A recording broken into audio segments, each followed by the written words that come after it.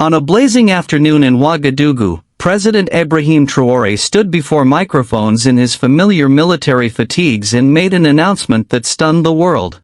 He didn't talk about billion-dollar aid packages, giant dams, or new tractors.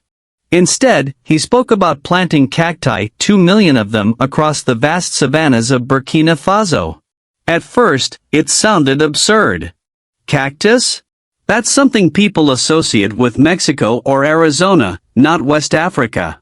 Analysts in polished offices abroad dismissed the plan as nothing more than political theater. But in the villages where cracked earth and dying wells are part of daily life, people understood what outsiders did not. The desert was advancing, swallowing farmland year after year. Families were running, cattle were dying, and hunger was winning. Against such an enemy, sometimes the simplest weapon is the strongest. Burkina Faso has never been conquered by foreign armies, but the Sahara has always been its fiercest rival. And Traoré declared that this time, the nation would fight back with resilience, thorn by thorn. The cactus, humble but powerful, thrives where nothing else can. It feeds people and animals, holds the soil in place, and survives on little more than sun and dust. Traoré called it the nation's new shield. Schools began teaching children how to plant it. Soldiers carried crates of cactus pads instead of ammunition, planting alongside villagers on the front lines of the desert. Each cutting was more than agriculture, it was defiance. The results came quickly. Windstorms were broken by walls of thorns. Soil stayed in place instead of eroding away. Goats and cattle found food even in the leanest seasons, giving milk to families that once faced empty bowls. What critics had called primitive started to look like genius. And something deeper happened, dignity returned. For decades, Burkina Faso had been told that its survival depended on foreign aid, foreign consultants, and foreign seeds. But this time, no contracts were signed, no patents were required. Just a plant that villagers could grow with their own hands. By the next rainy season, entire belts of cactus were stretching across the Sahel, visible even from space. What began as a gamble was turning into proof. Sovereignty doesn't always come from steel or gold, it can grow from the soil itself. This is not just about farming. It's about a nation daring to turn dust into dignity, about proving that freedom can be grown one cactus at a time. A nation once dismissed as fragile was quietly rewriting its own story. The turning point didn't come with loud speeches or bold promises, but with silence when satellite images revealed green belts stretching across the Sahel. The very analysts who had laughed at the idea of planting cactus now fell quiet. What they once mocked as cactus populism had left visible marks of life on landscapes the world thought were lost. Those images spread quickly, from newspapers to social media, and the question could no longer be ignored. Could something so simple be reshaping the destiny of a nation? Inside Burkina Faso, the mood shifted almost overnight. Farmers who had planted cactus hesitantly now saw their herds survive through the droughts that once emptied corrals. Mothers boiled cactus pads into stews when grain ran short. In classrooms, children repeated a new motto written on blackboards: "We thrive where others wither." What began as a duty was becoming pride, and doubt slowly gave way to hope. The international reaction, however, was far less welcoming. Some Western newspapers called it a desperate gamble by a young leader searching for legitimacy. Donors even cut funding for other projects, criticizing the government for ignoring expert advice.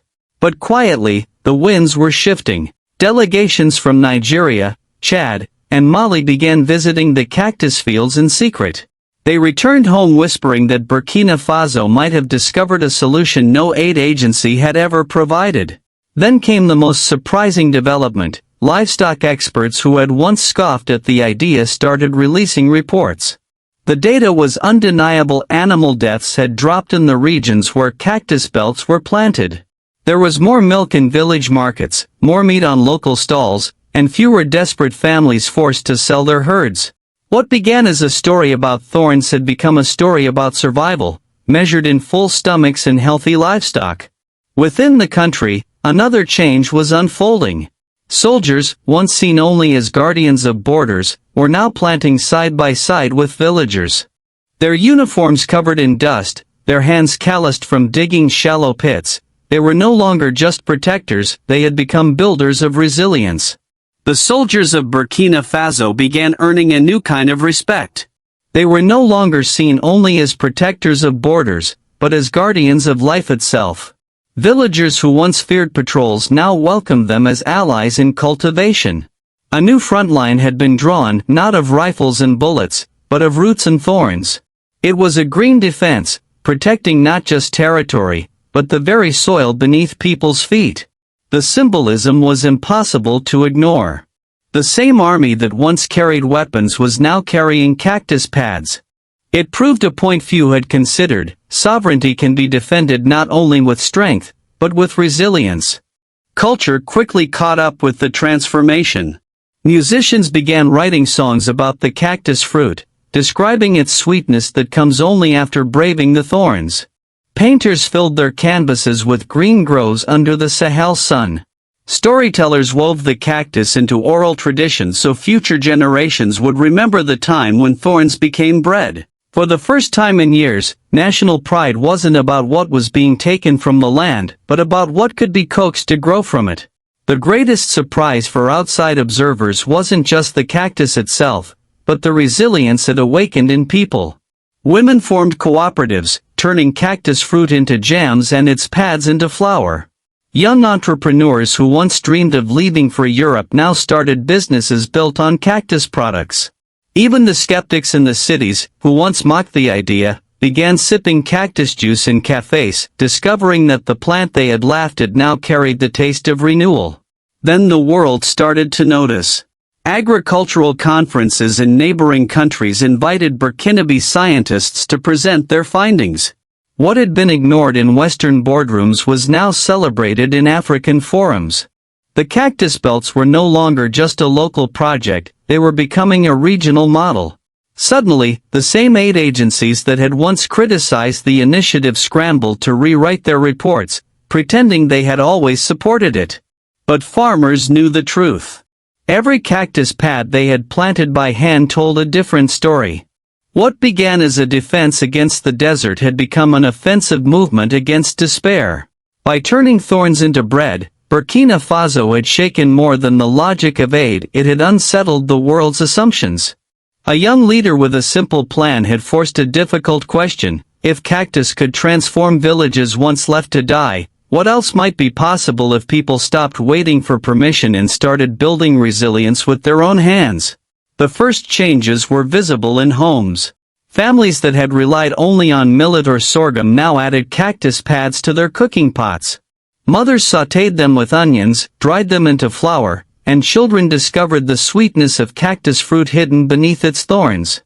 Hunger did not vanish overnight, but the fear of hunger began to fade. That shift alone was revolutionary. Then came the herders' revival. Goats and cattle that once starved during long droughts now survived, feeding markets with milk and meat. Leather workshops reopened. Entire rural economies steadied themselves on the back of resilience. What began as a gamble against the desert was restoring the pastoral backbone of Burkina Faso. Schools became nurseries. Children planted cactus seedlings in courtyards before carrying them home to their families. Teachers told students that, like the cactus, they too could endure hardship and still bear fruit. Songs about resilience filled the radio, and griots carried the cactus story into oral tradition. To ignore Burkina Faso was to risk losing influence. To admit its success was to admit that decades of foreign aid had failed where a humble plant had succeeded. For once, moral authority did not rest in Washington or Brussels, but in Ouagadougou. And so the world was forced to ask, what truly defines power today? Is it money, machines, and military alliances? Or is it the capacity of ordinary people to endure where others expect them to fail? For Burkina Faso, that answer is already written, not in speeches, not in textbooks, but in rows of cactus standing firm under the Sahel sun. What began as laughter at a bold announcement became harvests that fed children, kept herds alive, and restored dignity to forgotten villages. The cactus was never just a crop. It became a mirror of the nation itself, thorny, resilient, unyielding. And its meaning stretches far beyond Burkina Faso. Across Africa, leaders and citizens now wonder, if cactus can slow the desert, what other answers are hiding in plain sight? If sovereignty can grow from the soil, what else might flourish when people refuse dependency and claim their own future? The lesson is simple. True independence is not gifted, it is cultivated. It does not come in aid packages or foreign loans. It grows slowly, watered by discipline, guarded by memory, and harvested by those who refuse to wait for permission. But there is a warning, too. If vigilance fades, the desert of despair will return. What protects today can be lost tomorrow if resilience is not defended. And so the story of Burkina Faso is not only Africa's, it belongs to all of us. It reminds us that freedom is not outsourced, it is grown. That dignity is not granted, it is claimed. And that the future will be shaped not by what we wait for, but by what we plant with our own hands.